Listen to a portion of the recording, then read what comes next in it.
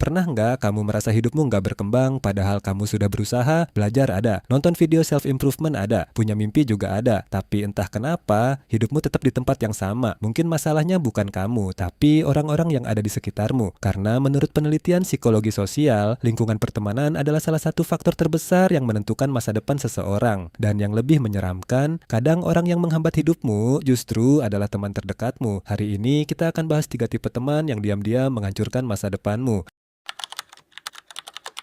Tipe pertama adalah the puller down, teman yang selalu menarikmu kembali ke bawah. Contohnya seperti ini, ketika kamu bilang, aku mau mulai belajar skill baru, dia langsung bilang, ngapain sih serius banget hidup? Atau ketika kamu mencoba berubah, dia malah bilang, lu berubah sekarang. Kelihatannya seperti candaan biasa, tapi secara psikologi ini disebut social pressure. Manusia secara alami takut tertinggal dari lingkungannya. Jadi ketika kamu mulai berkembang, beberapa orang justru tidak nyaman melihat perubahanmu. Bukan karena mereka jahat, tapi karena perubahanmu mengingatkan mereka bahwa mereka juga harus berubah, dan itu membuat mereka tidak nyaman. Kalau kamu terus berada di lingkungan seperti ini, pelan-pelan kamu akan mulai berpikir, ya udahlah, santai aja, dan tanpa sadar, mimpimu perlahan menghilang.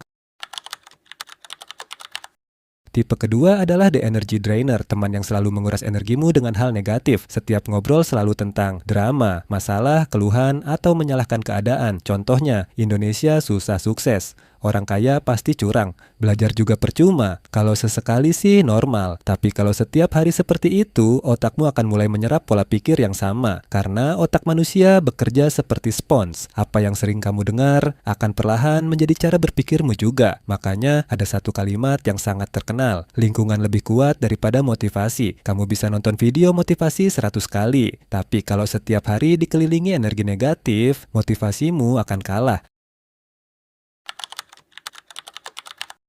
Tipe ketiga adalah the drifter, teman yang hidupnya mengalir tanpa arah, tidak punya tujuan, tidak punya rencana, tidak punya ambisi. Hidupnya hanya scroll HP, main game, nongkrong, berulang. Sekali lagi, itu bukan hal yang salah, tapi masalahnya adalah pengaruh kebiasaan itu menular. Psikolog menemukan bahwa kebiasaan manusia sangat dipengaruhi oleh lingkungan sosialnya. Kalau kamu dikelilingi orang yang rajin belajar, kamu akan ikut terdorong belajar. Tapi kalau kamu dikelilingi orang yang selalu santai, kamu juga akan ikut santai. Dan tiba-tiba 5 tahun berlalu, dan kamu baru sadar, kamu tidak pergi kemana-mana.